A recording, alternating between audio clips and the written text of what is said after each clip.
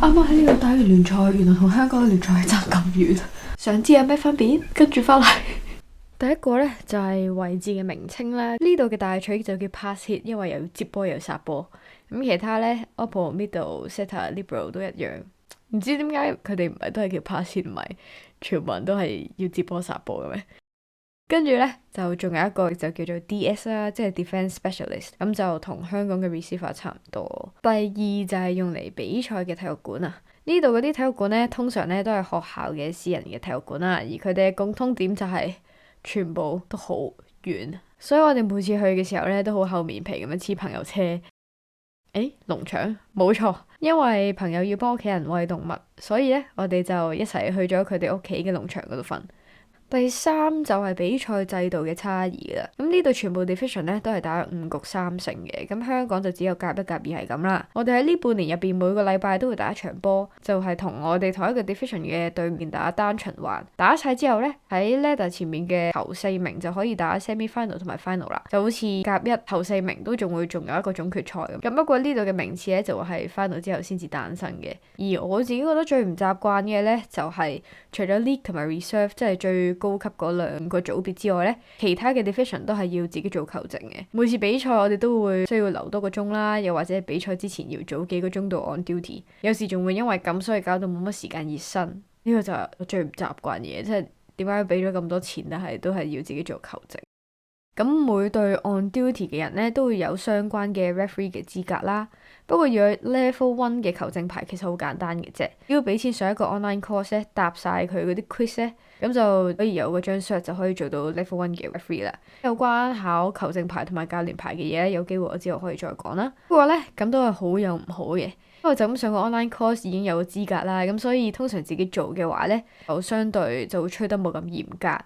例如係暫停之後冇即時出去呢，係唔會有 delay 相關嘅懲罰啦。又或者對於 double 嘅標準都會寬鬆啲嘅，咁甚至有時都會有啲爭議球，咁不過只要個標準係 consistent 就 OK 啦。第四呢，就係排球比賽注重嘅核心價值。我打呢個 division 呢，係唔會好似香港咁樣早最少1個鐘度一齊集合一齊熱身咁樣，都唔會喺個 group 嗰度講低啲注意事項啦。即係例如我可能會去到先至知我個隊友去咗旅行，今場打唔到咁樣咯。而且呢一度一隊波成日都係得8、9個人嘅啫。因為對呢度嘅人嚟講呢，其實最重要呢係有得參與。我上嗰個教練 online course 咧，佢個守則都有話，最緊要係每一個人都有得參與。喺可行嘅情況下呢，最好就係一場波入邊每個人都可以落場打。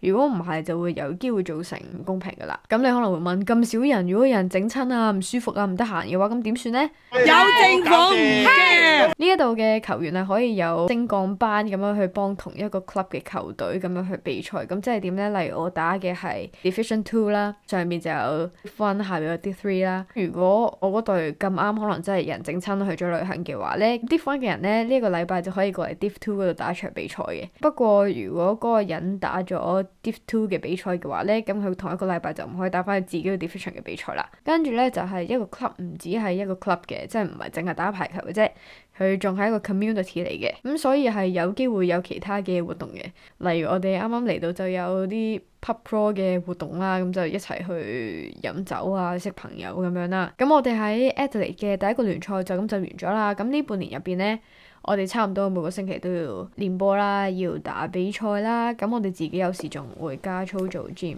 咁老實講呢，我哋打呢一個 division 呢，比賽嘅強度其實都唔算係好高嘅。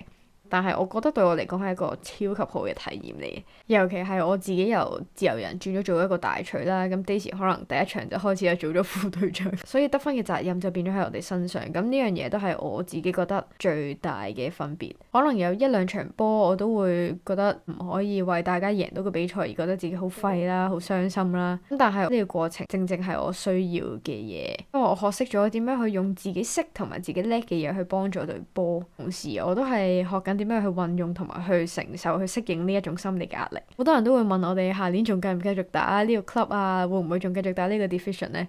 老實講係真係唔知嘅。佢目標係希望之後都可以繼續透過排球去認識同埋體驗更加多嘅嘢，就好似我而家咁樣。